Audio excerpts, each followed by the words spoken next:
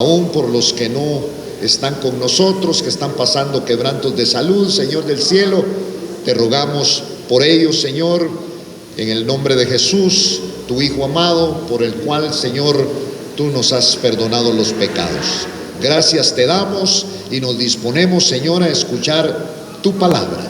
En el nombre de Jesucristo, junto con este pueblo, te damos gracias y juntos decimos amén, Señor, y amén. Gloria al Señor. Gloria a Dios. Podemos sentarnos. Vamos a abrir nuestra Biblia en la primera carta del apóstol Pablo a los Corintios, en su capítulo número 15. Pablo está, hermano, dentro de este capítulo, Pablo está poniendo al evangelio como algo muy superior, la preeminencia del evangelio. Cuando hablamos de preeminencia, estamos hablando que el evangelio ocupa un lugar, por lo menos en la vida de Pablo, en lo cual nada tenía competencia. El evangelio, que no es que haya otro evangelio, dice Pablo más adelante, sino que este evangelio que le fue revelado era preeminente. Eso significa que este evangelio ocupaba en su vida el primer lugar.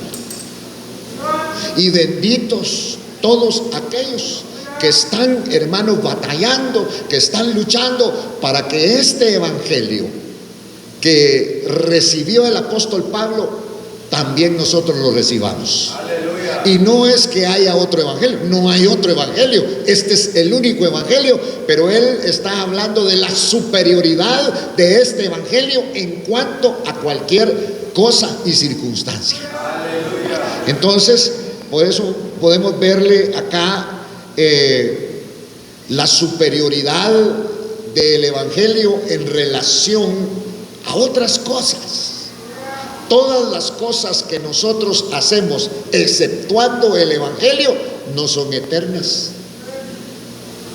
No son eternas. Lo único eterno es este evangelio, es la palabra del Señor.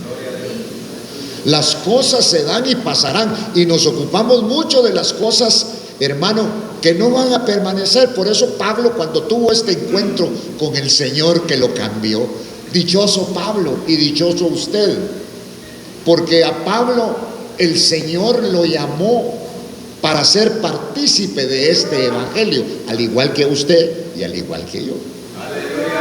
Entonces, por eso Pablo en este capítulo 15 de lo que quiere hablar es de la superioridad del evangelio, la preeminencia del evangelio. No hay nada que se compare a este evangelio, y esa que sea la proyección de nuestra vida. Hermano, usted tiene que trabajar, tenemos que trabajar, pero que el evangelio ocupe un lugar preeminente en nuestra vida. Que aunque nos sintamos algo cansaditos, hermano, no. Si lo que me da vida se llama Jesucristo, y yo voy a ir y voy a estar ahí alabando y glorificando el nombre del Señor. Mire, así como cuando, bueno, no creo que ninguno de los que estamos aquí hemos encontrado una mina, pero aquel que encuentra una mina ya no quiere ni ir a su casa, sino que quiere extraer de la mina lo que haya en esa mina.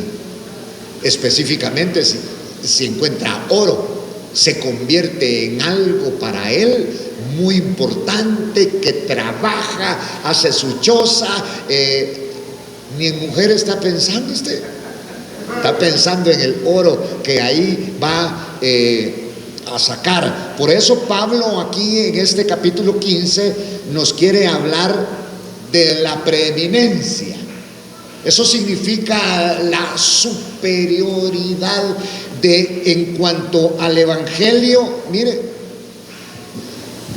de darle importancia a este evangelio. Yo así lo miro.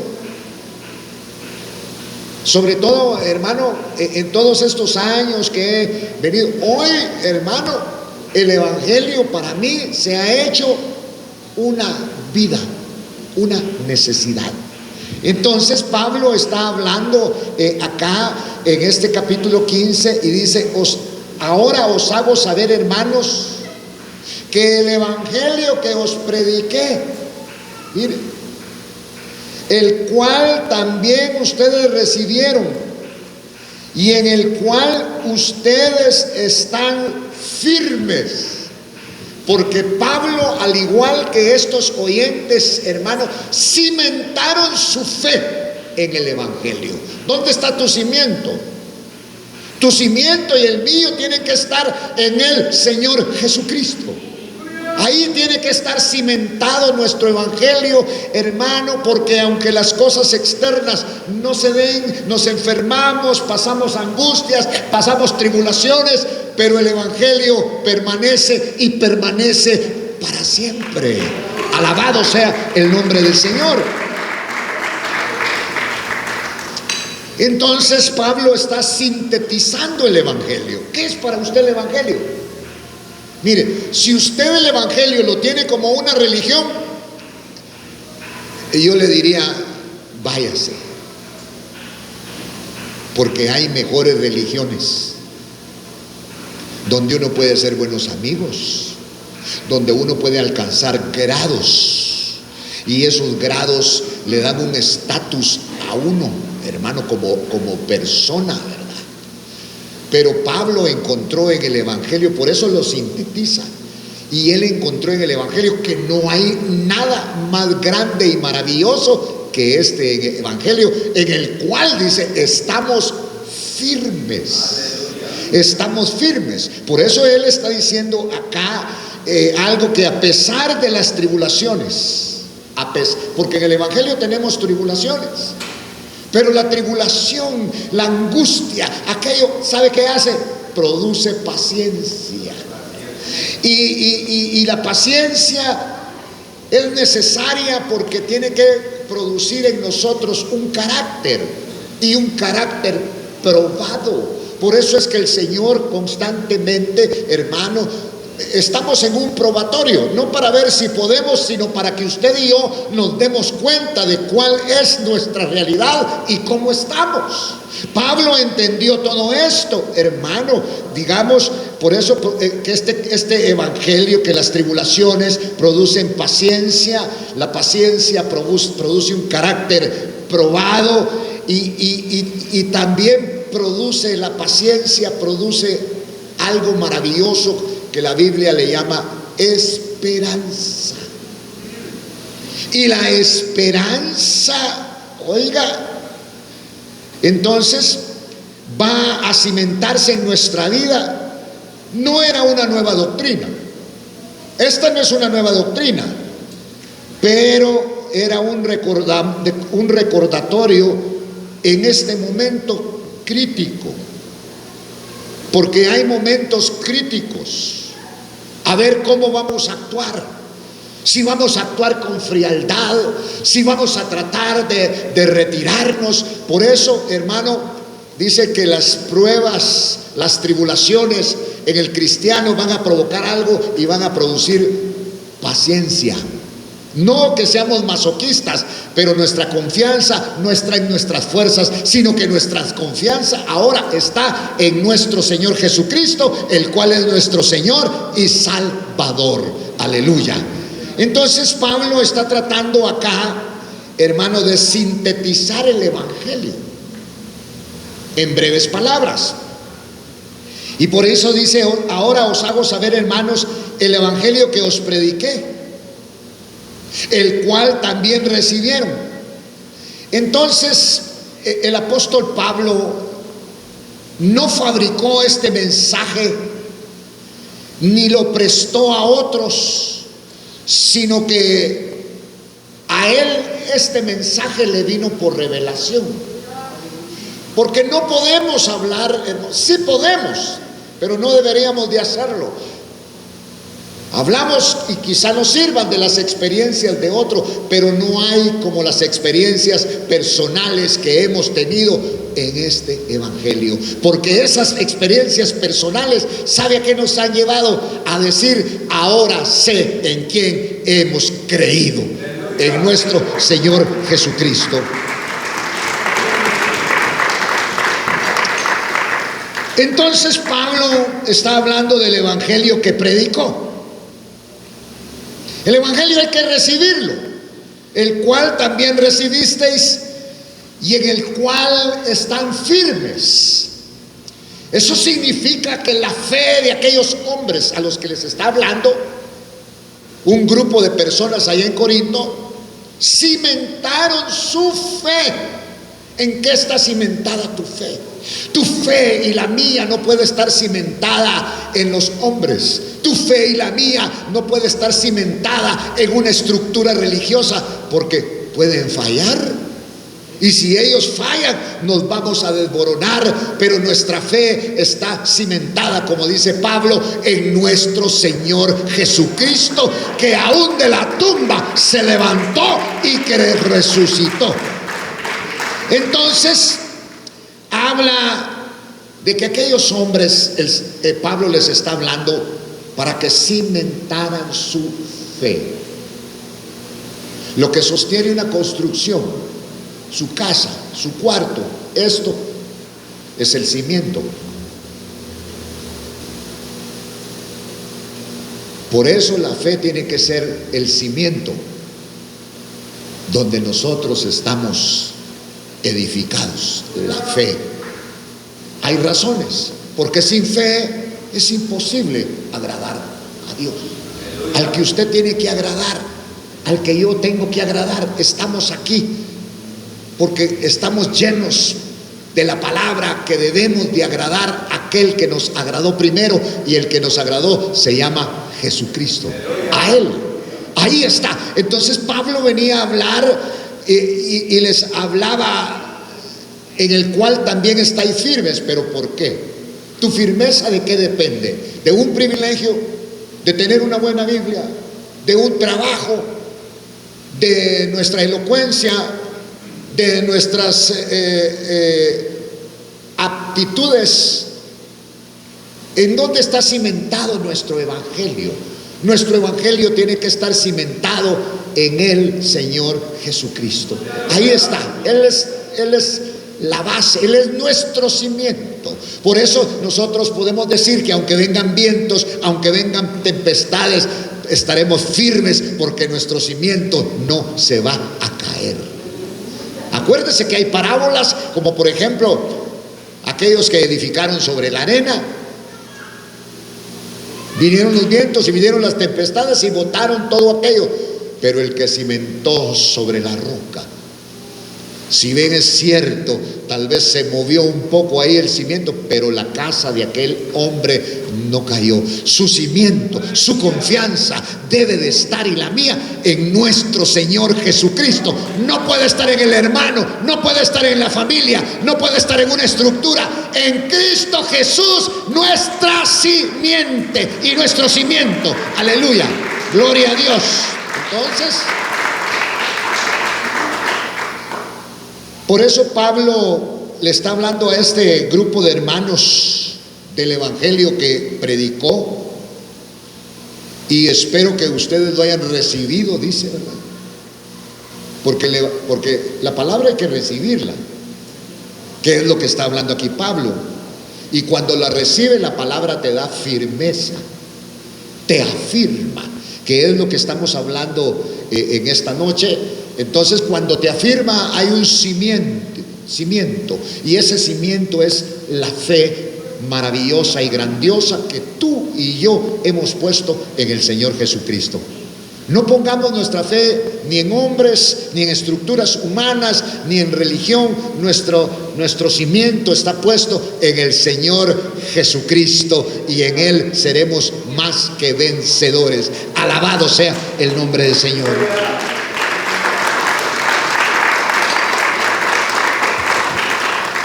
Entonces, primero habla de la firmeza. Cuando se cimentó la fe, en esta firmeza.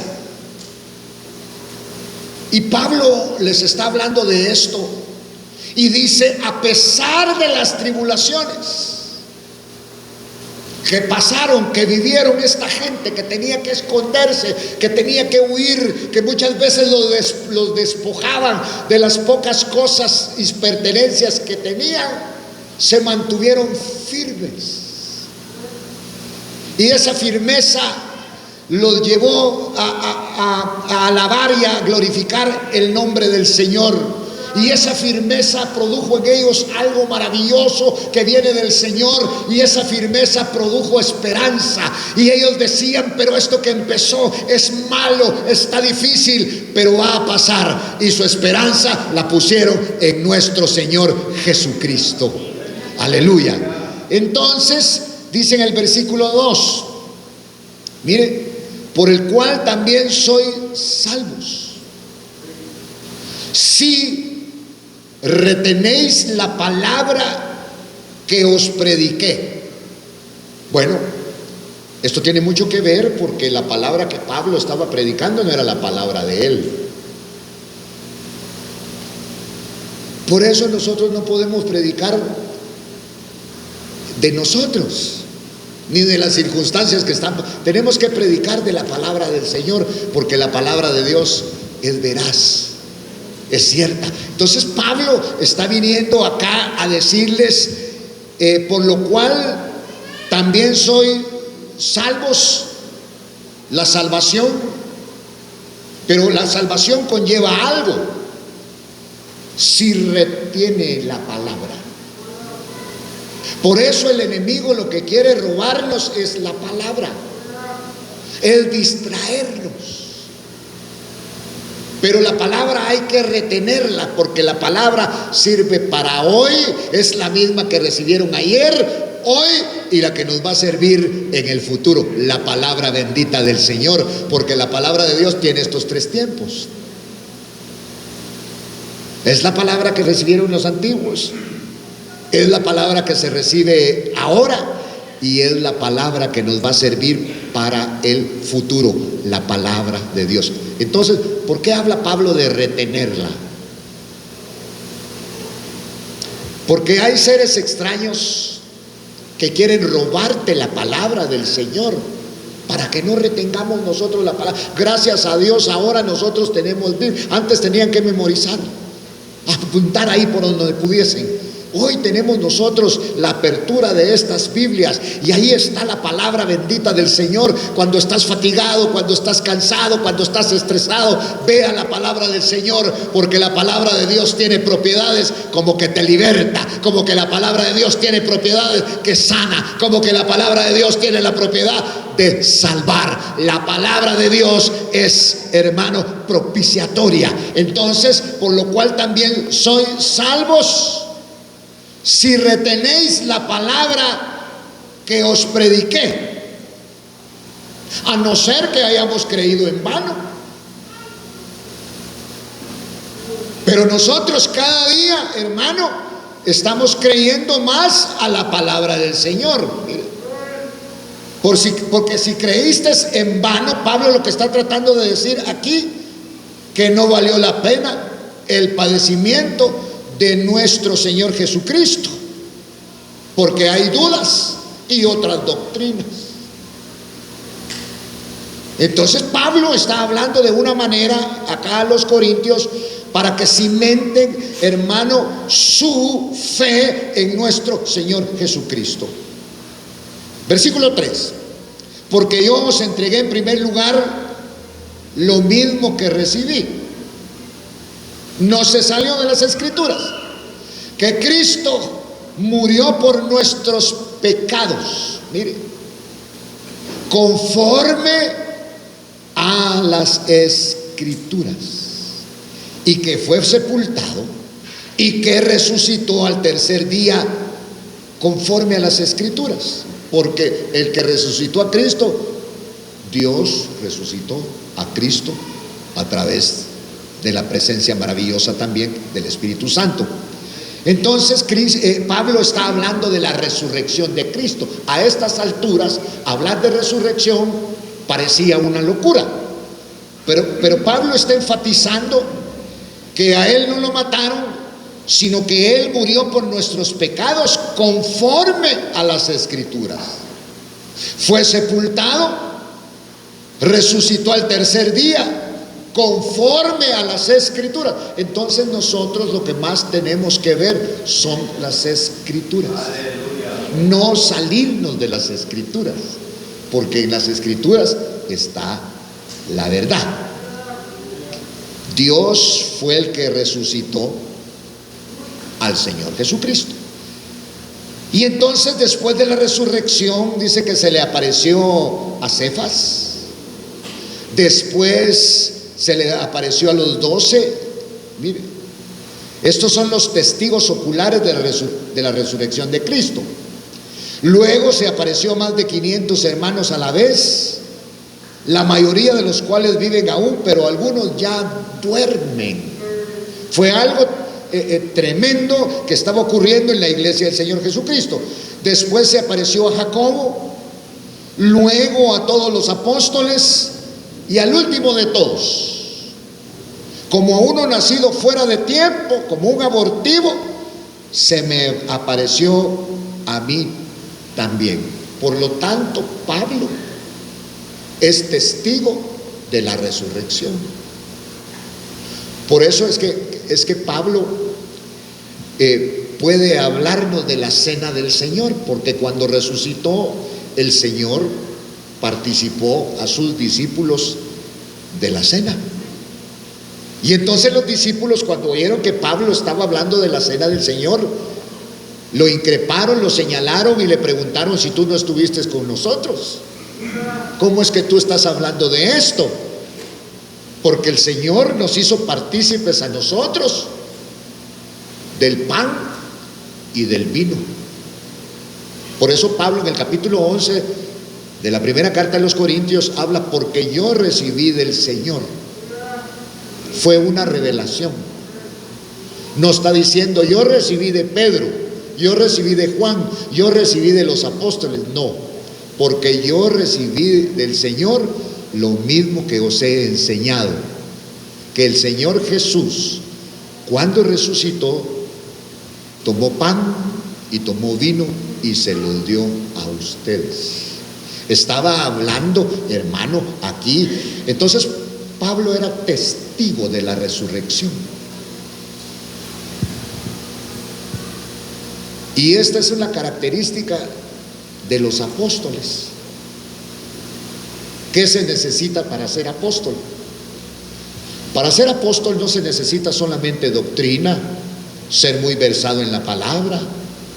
Hay quienes tienen una mente privilegiada y la Biblia casi la tienen toda en la mente, hermanos, saben dónde están los versículos, los textos y todo. Y entonces, pero una característica apostólica aquí en la China y en cualquier lado es haber visto al Señor Jesucristo. No en visión, no en la tele, sino haber tenido una aparición del Señor Jesucristo, que dudo que todos los que dicen que son apóstoles la hayan tenido. Que todos los que dicen que son apóstoles la hayan tenido. Pero creo que algunos de los que son apóstoles han tenido una experiencia de esta naturaleza, donde Cristo se les ha, no visión, porque visiones tal vez todos, hasta con Chucky tiene visiones usted. Entonces, no visión. Por eso Pablo está hablando acá que el Señor Jesucristo se le apareció a Cefas. Mire, que es Pedro, ¿verdad? Después dice: se les apareció a los 12. Mire, o sea que ellos son testigos oculares. Testigos oculares, aunque Judas lo negó. Entonces, digamos Sigamos viendo aquí. Por eso estaba hablando el apóstol Pablo, porque yo entregué en primer lugar lo mismo que recibí a través de una revelación, que Cristo murió por nuestros pecados de acuerdo a lo que dicen las Escrituras, porque se tenían que cumplir, y que fue sepultado, hasta ahí vamos bien, y que resucitó al tercer día conforme a las Escrituras, y se les apareció a sus discípulos, a los 12, después se les apareció como a 500, y como a uno nacido como fuera de tiempo, como un abortivo, se me apareció a mí, dice el apóstol Pablo.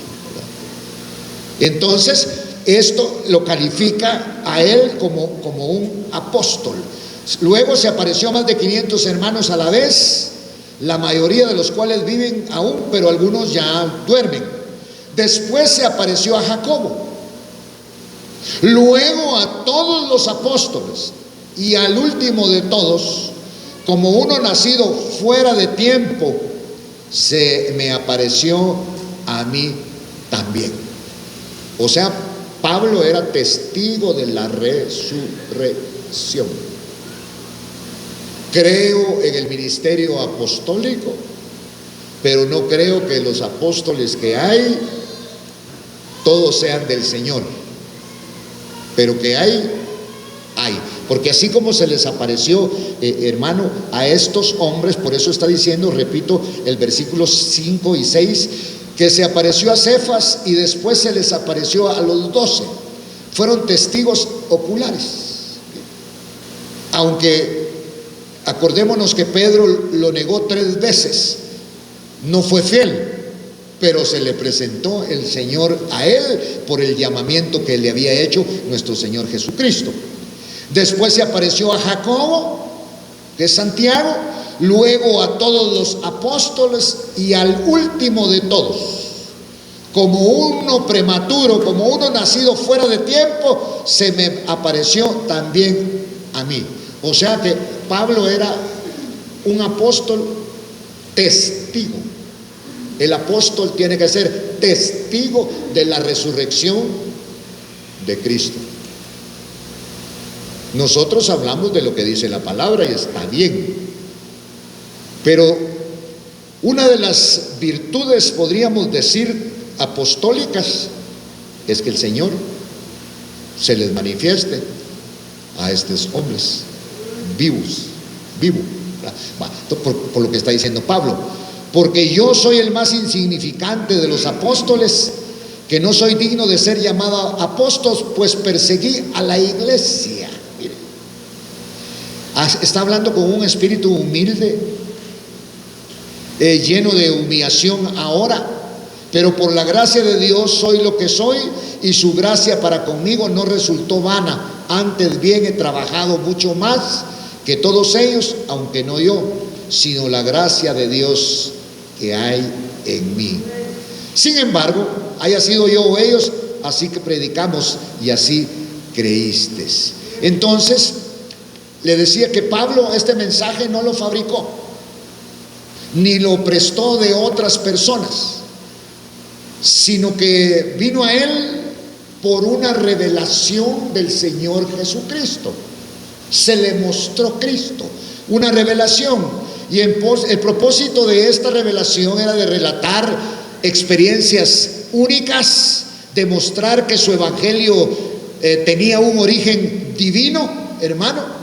Porque el evangelio que tiene un origen divino no es para exaltar al hombre, sino el evangelio que tiene un origen divino es para exaltar a nuestro Señor. Dele palmas al Dios del cielo.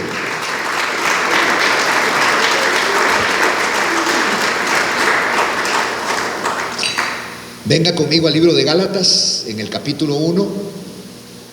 Ahí lo encontramos después de la segunda carta a los Corintios.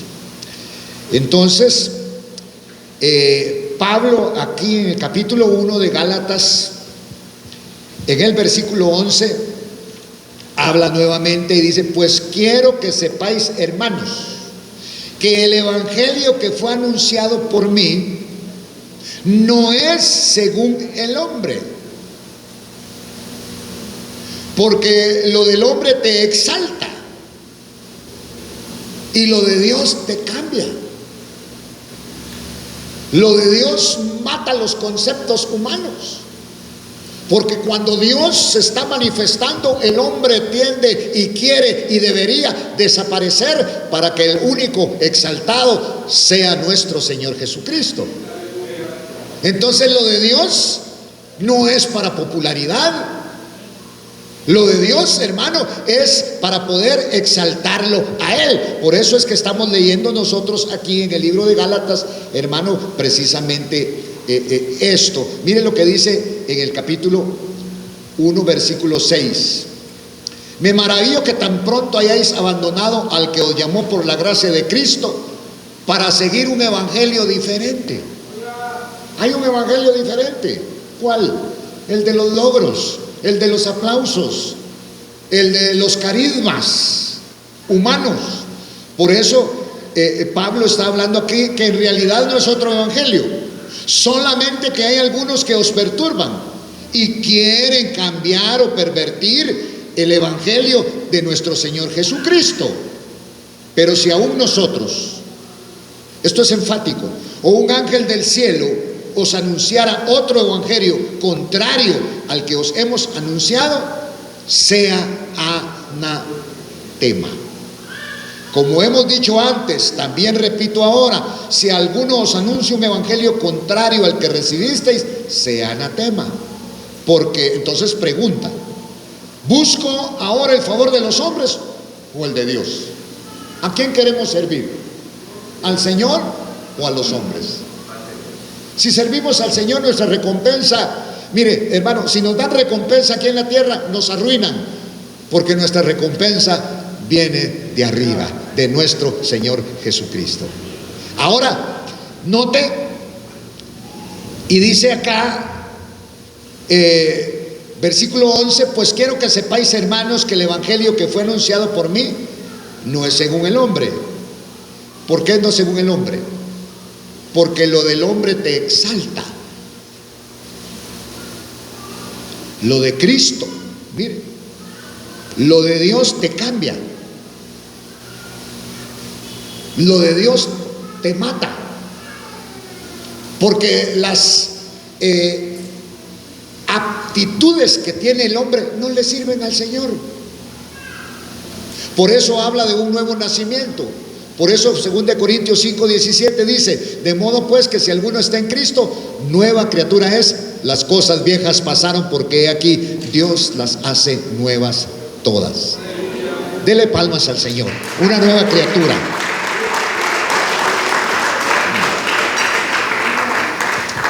Entonces, Pablo en el versículo 11 y 12 está hablando que el evangelio no es para exaltarnos, sino que el evangelio es para exaltar al Señor Jesucristo. Y Pablo, que lo recibió por una revelación, por eso él habla en algunos casos, todo lo que para mí me servía de utilidad y era ganancia, conocí a Cristo, lo tengo por basura, lo tengo por inservible, por el gran afecto y derecho y virtud que he tenido de conocer verdaderamente a Cristo. Entonces viene, digamos, Pablo hace una advertencia y advierte aquí en el capítulo número 6 del libro de Gálatas. Venga conmigo. 6, y vamos a ver el versículo 8 y 9, y dice, Gálatas 6, ¿verdad? 8 y 9, porque el que siembra para su propia carne, de la carne segará corrupción, pero el que siembra para el Espíritu, del Espíritu segará vida eterna. No nos cansemos de hacer el bien, pues a su tiempo, si no nos cansamos, segaremos. Así que entonces hagamos bien a todos según tenemos oportunidad, especialmente a los de la familia de Dios. Pero hay una advertencia. que nosotros guardemos lo que nos ha sido confiado. Pablo está hablando de la confianza de Dios de darle este evangelio. Esto ahora nos ha sido confiado también a nosotros, el evangelio de nuestro Señor Jesucristo. Por eso es que si nosotros compartimos y prediquemos de la palabra del Señor, no de anuncios que vimos en la tele y cosas que nos contaron por ahí. No, necesitamos oír la palabra bendita del Señor, porque la palabra de Dios nos da vida, porque la palabra de Dios nos fortalece, porque la palabra de Dios tiene muchas virtudes. Entonces necesitamos oír la palabra del Señor. Por eso es que cada generación de cristianos debemos de entender, cada generación, hermano, son admirables estos hombres, como Juan, como Pedro, como Santiago, los discípulos del Señor, fueron una generación, pero esa generación ya pasó. Pero los seguimos admirando y seguimos leyendo, aunque tal vez no eran unos hombres con grandes atributos de sabiduría, escribieron lo que vieron y lo que encontraron y lo que supieron de parte del Señor. Aleluya. Luego han surgido otros hombres que fueron impactados por Dios en su momento. Y estos hombres, hermano, hicieron cosas tan tremendas a costa de su propia vida, a costa de persecuciones, a costa de echarlos a hogueras. Recibieron de parte del Señor este evangelio, porque el evangelio tiene que ser revelado.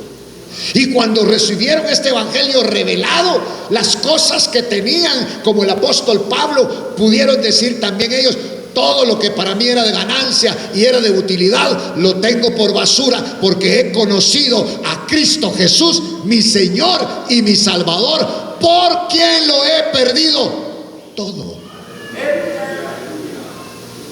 Pero note usted, hoy queremos tener a costa del evangelio,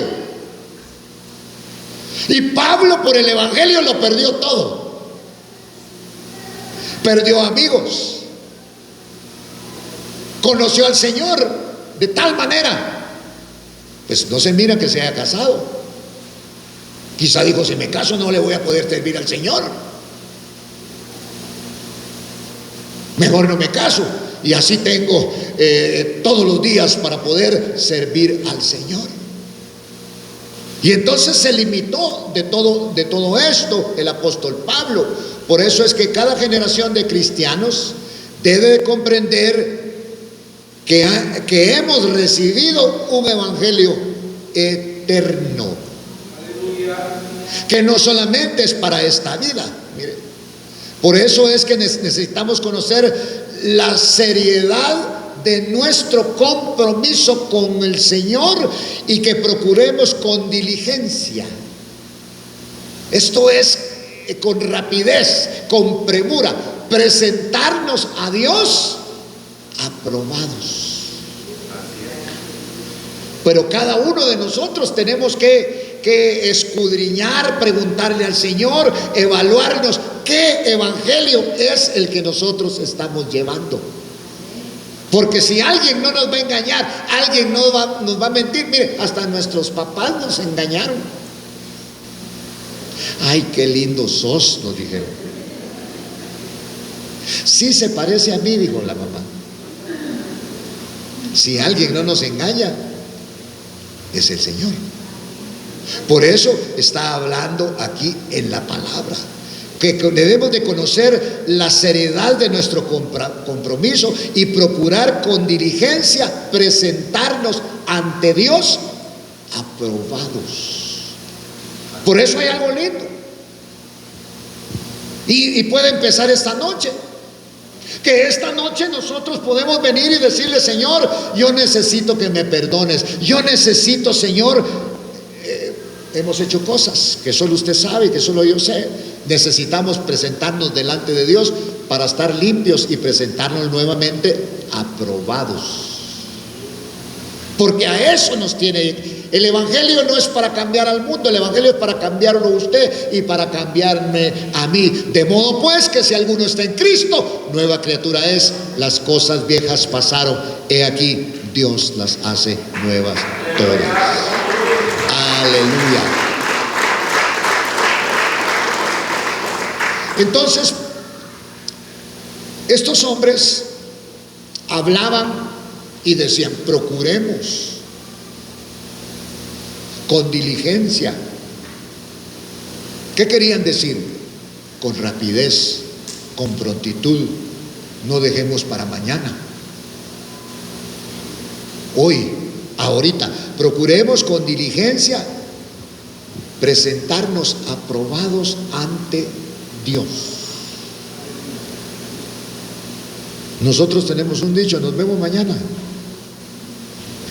Y el único que sabe si llega un mañana para nosotros es el Señor. Y tal vez nosotros mismos cuando nos despertemos, pero si ya no despertamos. Por eso necesitamos presentarnos ante Dios aprobados. No que ya estemos correctos, no. Cada uno debemos de pensar por qué esta palabra, por qué Dios está diciendo que nos presentemos delante de Él aprobados. Tal vez hay cosas que debemos dejar y esta noche el Espíritu nos está recordando, el Espíritu nos está poniendo. Deshagamos aquellas cosas. Tal vez tiene que empezar a cambiar nuestro carácter, nuestra forma de hablar, nuestro trato, tantas cosas, hermano, porque a eso vino el Señor. Acuérdese que la Biblia dice que el Señor ha empezado una perfección en nosotros y esa perfección el Señor la va a llevar a cabo. La perfección de parte del Señor. Bueno, a unos nos va a perfeccionar con tratos, a otros nos puede perfeccionar con escasez, a otros nos puede perfeccionar con enfermedades, pero a otros nos puede perfeccionar el Señor cuando entregamos aquellas cosas que sabemos que no le agradan al Señor. Entonces vendrá un perfeccionamiento, vendrá una limpieza. Por eso participamos de la cena del Señor. Por eso la sangre de Cristo vino a limpiarnos y a borrar, no a esconder, sino a borrar todo pecado que había en nosotros. La sangre de Cristo tiene poder. Aleluya. Dele palmas. Subimos, hermanos. En el nombre de Jesús.